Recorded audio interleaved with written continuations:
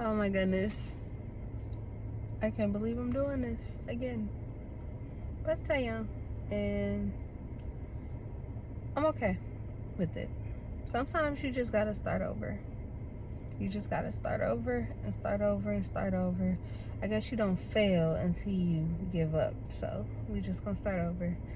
What in the world? Kind of, I guess I'm pep talking myself because I really don't want to be on this camera right now.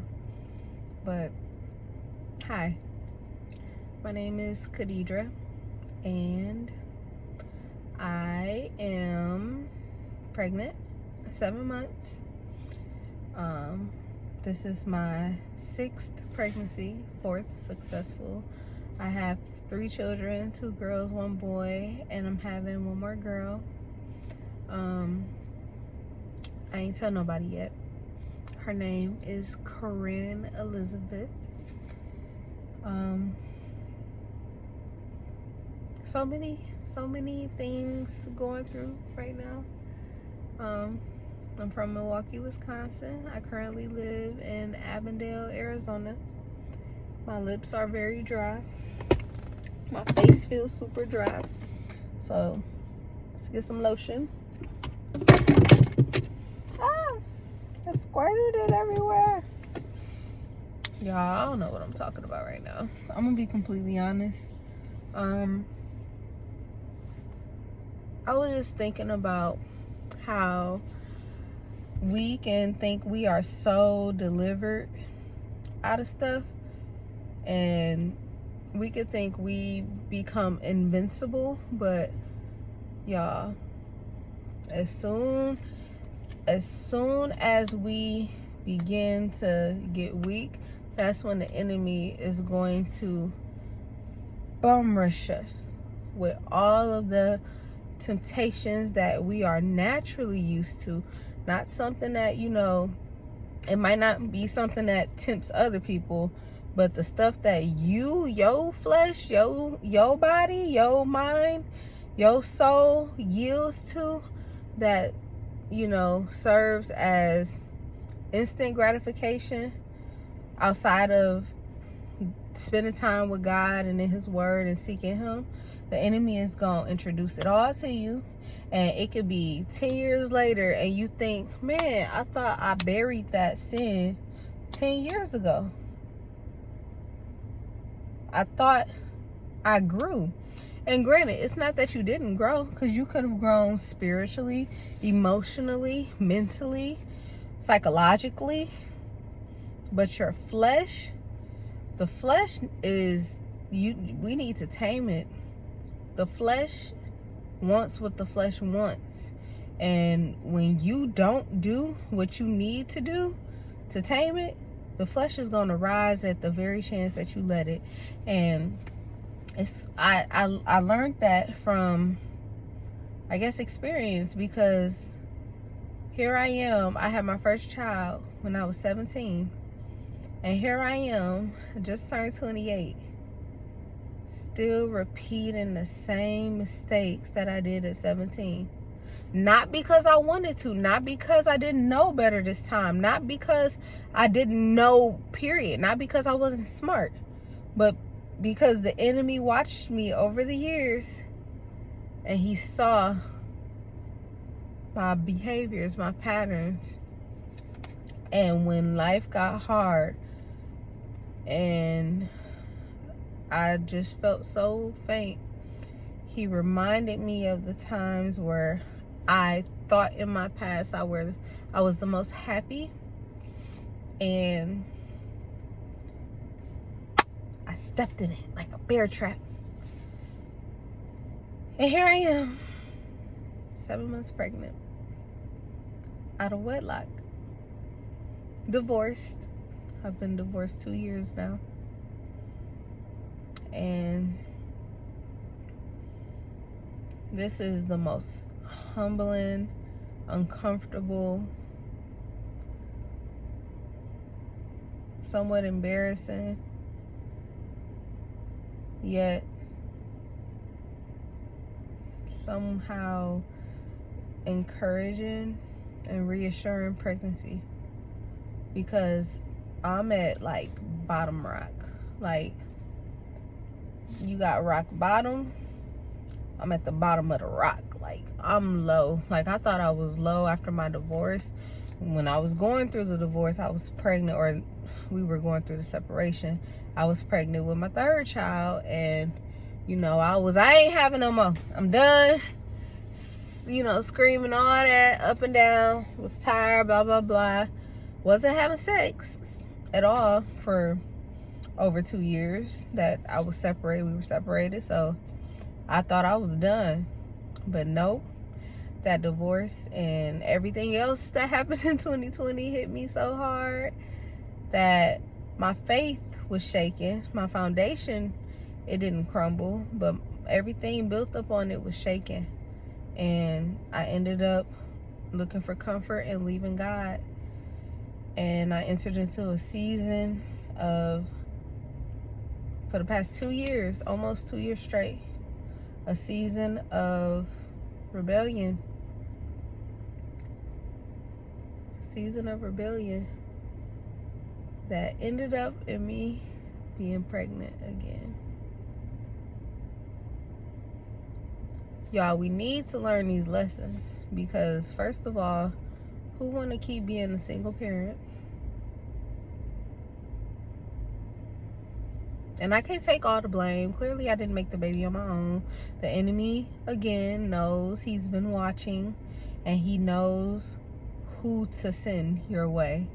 It's not always just somebody who, you know, one night stand type situation. That ain't always the case at all. And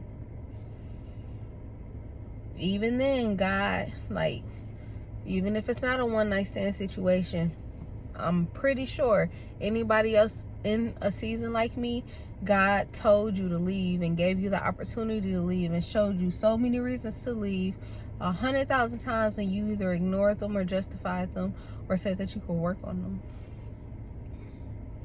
And then you ended up back right here. So the enemy, he knows exactly who to send. And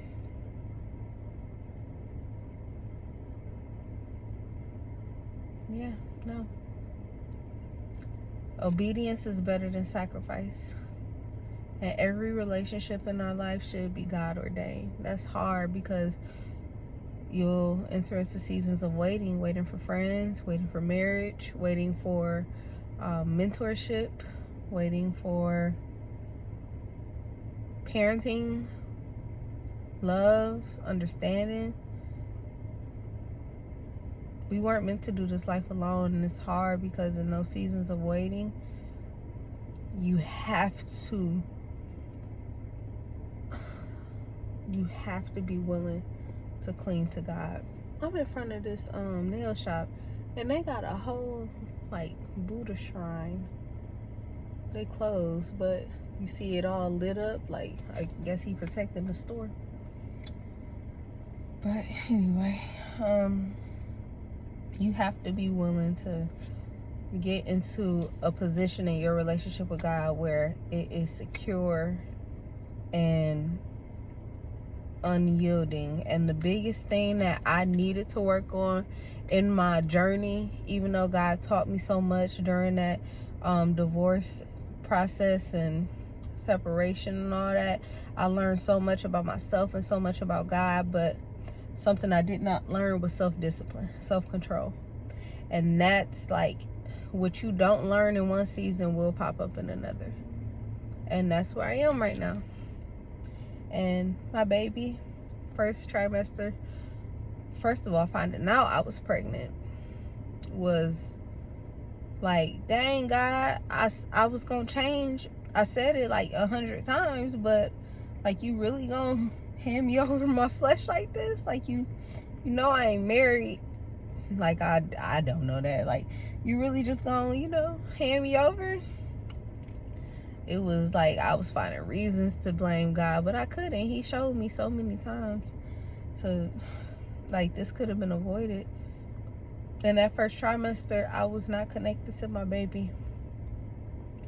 I was robbed of every opportunity I'll say about 90% of the time I was robbed of being able to just be vulnerable and be that woman that I wanted to be or needed to be in the first trimester of a pregnancy.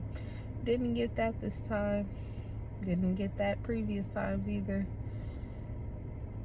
It's like you become addicted to pain or something. But once I found out it was a girl, I got more peace. Why? I don't know. I just feel like it's different raising a boy than a girl or something. But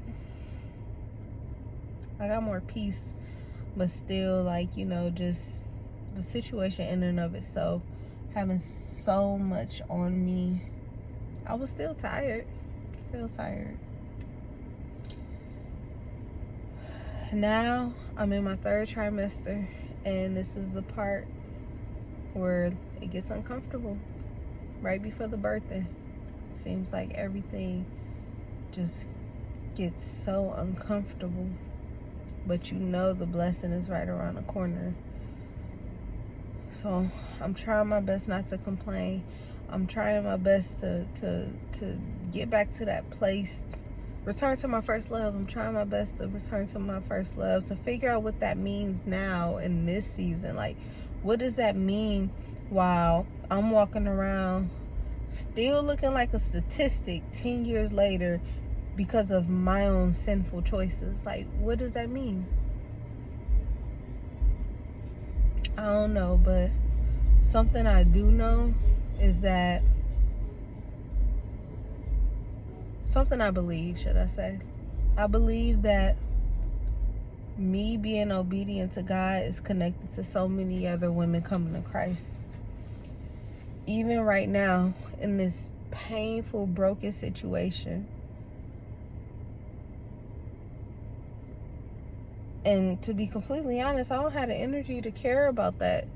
But it's my call. Like, I know it. I know that's part of my call.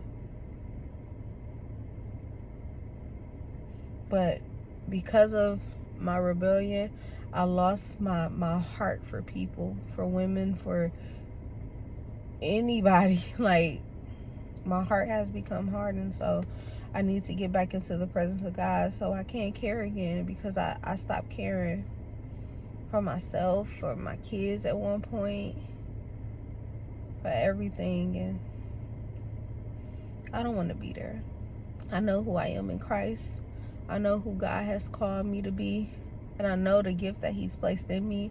And no matter what I'm dealing with, what I'm struggling with, and what I'm going through in the season, nothing nobody can say can take that away from me. And it just is what it is. But this process is dirty. It's ugly. It's not easy. Something that God, I'm going to say this and then I'm going to go. But something that God was showing me today when I was studying was that there are certain people in life whose testimony starts off with, you know, this happened to me, or they did this to me, or, you know, when I was young, this was taken from me, or, you know, a lot of people's testimonies in the world that we hear and we think are the ones that God prefers to use are testimonies that involve something happening to us. Like, we become the victim, or we're the victim, and as a result of what happened to us, this is now what we struggle with, or this is now what we're going through. And what I feel like the Holy Spirit was showing me was that in my story, it's not the case. It is in some ways, but for the majority of others, my testimony is going to come from God cleaning up all the messes I made. My testimony will have a lot to do with me being naive, me being disrespectful, me being rebellious, me being a know-it-all, me being selfish, me being prideful. A lot of what God will do through me is going to be used to show those who are the mess makers that God will still not only use you, but welcome you into his kingdom.